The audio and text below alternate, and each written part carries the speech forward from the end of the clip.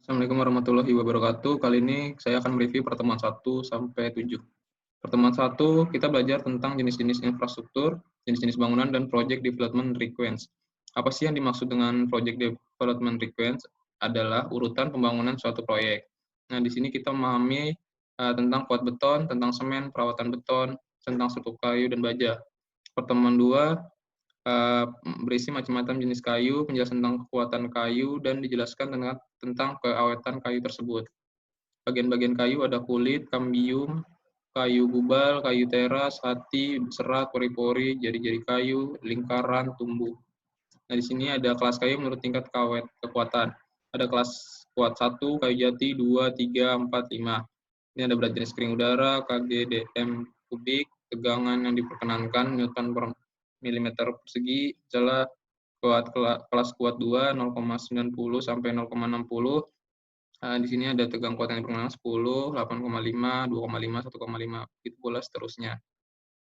Nah, di sini ada sifat-sifat fisik kayu. 1, berat jenis, higroskopik, dan warna kayu. Sifat-sifat mekanika kayu ada kuat tarik, kuat tekan, kuat lentur.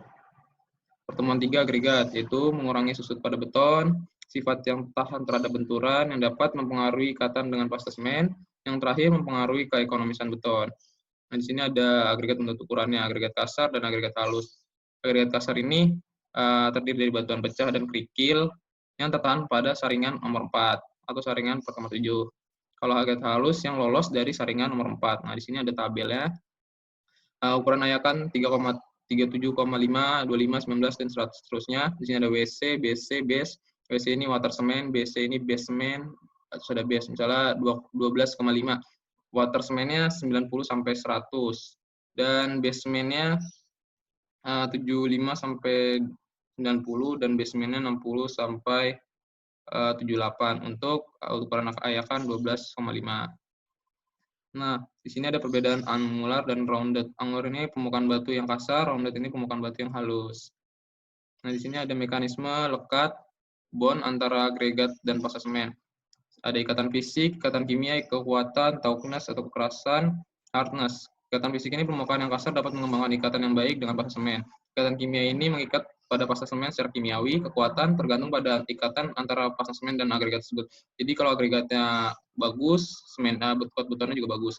Toughness atau kekerasan, daya tahan agregat terhadap kehancuran akibat beban. Hardness ini daya tahan agregat terhadap kausan. Nah, di sini ada sifat fisik agregat. Mempengaruhi daya lekat antara lain 1, agregat dan pasta semen, 2, stabilitas kimia, dan terakhir daya tahan terhadap abrasi. Pertemuan 4 kita membahas tentang semen, yaitu bahan yang memiliki sifat pelekat yang mampu mengikat bahan material menjadi satu kesatuan yang padat. Nah, semen ini dibagi 3 klasifikasi, yaitu spesifikasi standar untuk PC disusun pada tahun 1877. PC ini Portland Cement. Yang kedua Inggris, spesifikasi standar untuk semen pertama kalinya disusun pada tahun 1904, dan Amerika ASTM, American Society for Testing and Materials, pertama kalinya pada 1904. Bahan dasar Portland Cement ada limestone atau kapur, material lempung seperti tanah liat atau clay. Dan di sini ada pembuatan semen. 1, penggilingan atau grading material, pencampuran material, pembakaran. Yang terakhir ada pembakaran di dalam kiln atau tempat pembakaran pada suhu 1300 sampai dengan 1500 derajat Celcius. Dalam pembuatan PC dibagi 2, itu ada wet process dan dry process. Nah, jenis-jenis semen. Semen hidrolis dibagi menjadi 5 tipe. Tipe 1, semen biasa atau OPC, semen 2, semen panas sedang, semen 3, semen cepat mengeras, semen tipe 4, semen panas rendah, dan tipe 5, semen tahan sulfat. Nah, semen non-hidrolis. Semen non-hidrolis ini ada gips, lims, semen magnesium, semen belerang. Gips ini campuran CaSO4H2O, biasanya dipakai untuk interior dan plesteran dinding. Lim ini kapur alam atau domelit, biasanya ini kuat selama 3 minggu dan 6 bulan, sampai 6 bulan. Magnesium, semen magnesium kegunaannya untuk interior saja karena dia tidak kuat terhadap udara lembab. Untuk semen belerang ini, beton yang dibuat dari semen belerang ini tahan terhadap serangan asam, garam mudah leleh, dan tidak tahan beku. Nah, di sini ada air semen dan admixtur. Fungsi air pada semen. Di dalam campuran beton, air mempunyai 2 fungsi, yaitu untuk memungkinkan reaksi kimia, untuk menyebabkan pengikatan dan berlangsungnya pengerasan, yang dua sebagai pelinjer campuran kerikil, pasir, dan semen agar memudahkan pencetakan beton tersebut. Nah, tujuan utamanya untuk proses hidrasi dan perawatan atau curing. Nah, di sini ada tabel syarat umum air, ada bertulang, pratokan, tidak bertulang, dibagi menjadi 3 lagi untuk kondisi lingkungan, ringan, sedang, berat. Nah, di sini ringan itu tergantung sebenarnya cuaca, sedang itu tergantung dari hujan deras, berat ini terbuka terhadap air laut. Nah, di sini misalnya 40, data kita ingin membuat pratokan ringan, itu datanya 0,65 untuk beton normalnya, dan data ukuran agregat maksimumnya 300, dan seterusnya. Di sini ada bahan campuran admixture. Syarat mutu air basah, air gula, minyak, rumput laut. Air basah ini kandungannya natrium hidroksida konsentrasi lebih tinggi dari 0,5% berat semen akan mempengaruhi kekuatan beton tersebut. Air gula 0,25% berat semen atau akan lebih mengakibatkan tambah cepat untuk mengikat secara signifikan dan berkurangnya kekuatan pada beton pada umur 28 hari. Minyak lebih baik dihindarkan karena bisa mengurangi kekuatan beton hingga 20%. Rumput laut ini mengurangi daya lekat dan menimbulkan terjadinya banyak gelombang-gelombang udara. Garam-garam anorganik, kalsium, magnesium, natrium, kalium, tidak lebih besar dari 2000 mg per liter, akan memperlebar waktu dan pengikatan beton dan menyebabkan menurunnya kekuatan beton. NaCl dan sulfat konsentrasi NaCl atau garam dapur sebesar 2000 ppm atau parts per million pada umumnya masih diizinkan.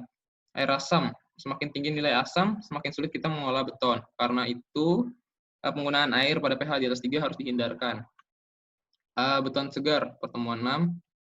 Beton segar ini material campuran terdiri dari semen, air, dan agregat yang dapat dicetak dalam bentuk apapun. Segregasi adalah pemisahan dari sebagai bahan campuran beton yang cenderung butiran-butiran kasar untuk lepas dari campuran beton. Segregasi ini disebabkan oleh beberapa hal. Satu, kurang semen pada campuran beton, air yang berlebihan atau blending. Yang ketiga, besar ukuran gaya agregat kasar maksimum lebih dari 40 mm. Cara pengolahan yang tidak memenuhi syarat. Kita dapat mencegahnya dengan penggunaan air sesuai dengan syarat, ukuran agregat sesuai dengan syarat, dan terakhir pemadatan yang baik. Nah, di sini ada work stabilitas, didefinisikan menjadi kompaktibilitas, mobilitas, dan stabilitas. Faktor-faktor yang mempengaruhi work stabilitas, satu faktor konten, mix proportion, ukuran agregat, bentuk agregat, gradasi agregat, penggunaan bahan tambahan, yang terakhir cara pemadatan dan alat pemadatan. Nah, di sini ada blending. Blending ini kelebihan air pada campuran beton, susut, retakan pada beton, rongga lubang ini terjadi akibat udara yang terjebak di dalam beton. Biasanya kita menanggulanginya dengan cara mold oil yang tidak bersifat sticky, seperti water based mold oil. Nah, tapi water based mold oil ini segera mungkin karena maksimal 6 jam, terus dilanjutkan lagi dengan pengecoran. Bercak seperti basah ini biasanya beton belum kering terus sudah dilapisi dengan cat sehingga berbentuk bercak gelembung, bercak seperti basah gitu. Nah, pencegahannya harus menunggu beton sampai kering banget baru dilapisi dengan cat. Gelembung biasanya cat bermutu tinggi mempunyai lapisan cat yang rapat dan plastis sehingga terdapat air atau cairan lain yang tertahan di bawahnya dan mengakibatkan menggelembungnya lapisan cat tersebut. Slum test ini sudah dirancang di Amerika lebih dari 50 tahun yang lalu sebagai alat memeriksa konsistensi beton. Misalnya kita pakai data 75 sampai dengan 100 slum testnya, berarti slum testnya turun hingga 7,5 cm dan 10 cm. Compacting faktor test itu mengukur derajat kepadatan suatu beton. Pengkristalan ini biasanya garam-garam yang bersifat alkali di permukaan plesteran beton dan batako. Ini sama pencegahannya, pengecetan dilakukan setelah tembok atau plesteran beton telah kering sempurna. 7. Concrete straight. Nah, di sini ada beton prategang, beton ringan, beton mortar, beton bertulang, beton non pasir, beton hampa. Bahan pembuatan beton prategang ini mirip dengan beton bertulang, hanya tulangan bajanya aja yang tegak. Beton ringan ini terbuat dari agregat-agregat yang ringan, beton mortar terdiri dari mortar, pasir, dan air, beton bertulang perpaduan beton dan tulangan baja. Beton non pasir ini tidak memakai pasir sama sekali, hanya memakai kerikil, semen, dan air. Beton hampa ini adukan beton memakai vakum khusus. Beton siklop biasanya digunakan bendungan, jembatan, dan bendungan air. Beton serat ini biasanya serat-serat tertentu dalam adukan beton. Beton ekspos ini biasanya buat plesteran dan acian dinding. Beton massa biasanya dibuat pembuatan pondasi besar, bangunan pilar bangunan beton. 17 MPa sampai 28 MPa untuk konstruksi perumahan, 28 untuk struktur komersil, 70 untuk aplikasi tertentu. Beberapa faktor lain yang mempengaruhi kekuatan tekan beton, ada faktor air semen, umur beton, jumlah dan jenis semen, pekerjaan perawatan atau curing, yang terakhir jenis gradasi agregat. Sekian review presentasi saya dari pertemuan 1 hingga 7.